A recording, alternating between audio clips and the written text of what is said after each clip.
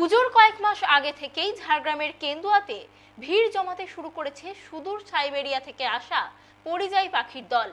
কাশফুল, শরতের মেঘ, ঢাকের বোল নয়, ঝাড়গ্রামবাসীর কাছে এরাই পুজোর বার্তাবাহক।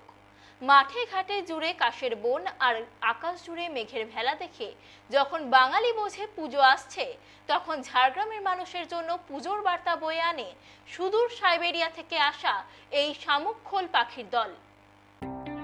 জাম্বনি ব্লকের কেন্দুয়াতে ৩-৪টি তেঁতুল গাছের ওপর দুর্গাপুজোর মাস দুয়েক আগে থেকেই এসে বাসা বাঁধে পরিযায়ী পাখির দল। জানান দেয় পুজো আসতে আর বেশি দেরি নেই। এক স্থানীয় বাসিন্দা জানিয়েছেন, এ রাজ্যে বর্ষা শুরু হওয়ার আগেই আসতে শুরু করে পরিযায়ী পাখির দল। জুন মাসে প্রাক বর্ষার মধ্যেই ঝাড়গ্রামের কেন্দুয়া গ্রামে আসতে শুরু করে পরিযায়ী পাখির দল। প্রতি বছর জুন জুলাইতে এখানে কুলিক নদীর ধারে ভিড় জমায় পরিযায়ী পাখিরা। কেন্দুয়া গ্রামের গ্রামবাসীরা ওই পরিযায়ী পাখির দলকে অত্যন্ত স্নেহ করেন, ভালোবাসেন।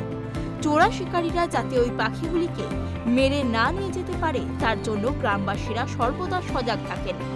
ওই পাখির দলে যাতে কেউ কোনো ক্ষতি না করতে পারে তার জন্য গ্রামবাসীরা রাত জেগে পাহারা দেন।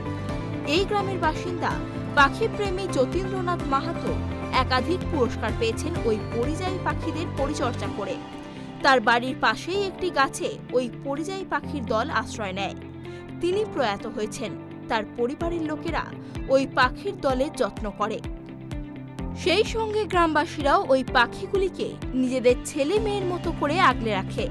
স্থানীয় বাসিন্দা মন্টু রানা জানাচ্ছেন, জলাদেশের দিকে আসে, জ্যৈষ্ঠ মাসে আসে, যায় আশ্বিন মাসে। বর্ষা ওরা জানে, পাখি জানে যে বর্ষা পড়লে পাখি আসে। হাজার হাজার পাখি আসে। বছর ধরো 2-3 হাজার, যখন আসবে যাবে তখন ডবল বাচ্চা করবে। এইখানে আসে বাচ্চা করবে, 4টা-5টা করে বাচ্চা করবে। ওর ভিতরে কতক ডিম খারাপ হয়, কতক ডিম ভালো হয়, গরিব হয় আর পুরা করে। গ্রামের লোক করে, পিস থাকি করে, পাহারার ব্যবস্থা থাকে না, তো চোরে মারিলে যায় খায়। এই গ্রামের মানুষেরা জানান, আষাঢ় মাসের শুরুতে এই পাখিগুলি এখানে চলে আসে। আমরা বুঝতে পারি যে বর্ষা খুব শীঘ্রই আসছে এবং এই বর্ষার শুরু থেকে এই পাখিগুলি শীতের শুরু পর্যন্ত তারা এখানে বংশ বিস্তার করে। শীতের শুরুতেই এখান থেকে তারা ফিরে যায় সুদূর সাইবেরিয়ায়।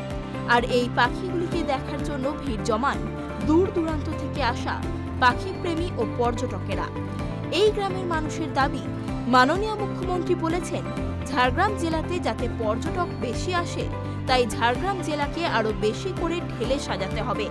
সেক্ষেত্রে এই গ্রামের মানুষেরা চাইছেন তাদের এই কেন্দুয়া গ্রামকে যদি একটু সাজানো হয়, পাখিদের থাকার ব্যবস্থা করা হয়, তাহলে হয়তো আরো বেশি পরিমাণ পাখি এখানে আসতে পারবে এবং এখানে থেকেও যেতে পারে, যার ফলে ঝাড়গ্রাম জেলায় আরো বেশি পর্যটকদের ভিড় বাড়বে এবং এই গ্রামের মানুষ বেশ কিছু অর্থ উপার্জন করতে পারবে। স্থানীয় বাসিন্দা সৃষ্টিধর প্রামাণিক জানাচ্ছেন, এখানে আমরা গ্রামের লোক তো পাখিকে দেখিয়েই আজ দীর্ঘদিন ধরে, পূর্বাপুরুষ ধরে, অনেক দিন, আমরা জানি না কতদিন থেকে আসছে।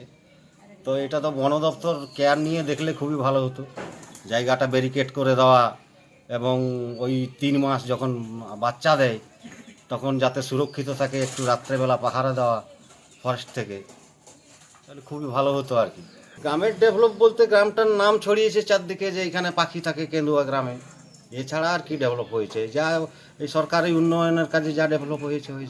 আমরা তো চেষ্টা করেছিলাম, আগেও চেষ্টা করেছে, এখনও করছে। যদি বন দপ্তর থেকে এটা দেখে বা ওয়াইল্ড লাইফ থেকে তো লোক আসে, দেখে যায়, কিন্তু কই আজ পর্যন্ত কোনো কেয়ার নিয়ে সেরকম কিছু করে না। যদি করে খুবই ভালো হয়, কেননা কেন্দুয়া গ্রামটাকে চেনে শুধু পাখির জন্য। কেন্দুয়া গ্রামটাকে পাখির জন্য অনেক জায়গার, সারা পশ্চিমবাংলার লোক হয়তো চেনে, কিন্তু পাখিগুলো কিভাবে সুরক্ষিত থাকবে। পাখি রাত্রে চুরি হয়ে যায় অনেক সময়, সব সময় তো আর কেয়ার নিয়ে রাত জেগে থাকতে পারা যায় না। অনেক সময় রাত্রে এসে পাখি চুরি করে নিয়ে যায়। আমাদের গ্রামের লোক পাখিগুলোকে মানে সন্তানের মতোই দেখে। সুদূর কলকাতা সহ রাজ্যের বিভিন্ন এলাকা থেকে মানুষ কেন্দুয়ায় আসেন এবং রং বেরঙের পরিযায়ী পাখিদের দেখে তাদের কলকাকলির মধ্যে আত্মহারা হয়ে আনন্দ উপভোগ করেন। আর ভোর থেকেই পাখির কলরবে কেন্দুয়া গ্রাম সহ সমগ্র জাম্বনি ব্লকের বাসিন্দারাও যেন শোক তাপ কোন্দল ভুলে একই সুতোয় মিলিত হন। তারপর হেমন্তের শুরুতে পাখির দল চলে যায় সাইবেরিয়ায়। তাদের পথ চেয়ে বসে থাকেন কেন্দুয়া গ্রামের বাসিন্দারা। ঝাড়গ্রাম থেকে সুমন পণ্ডিতের রিপোর্ট, ট্রাইব টিভি।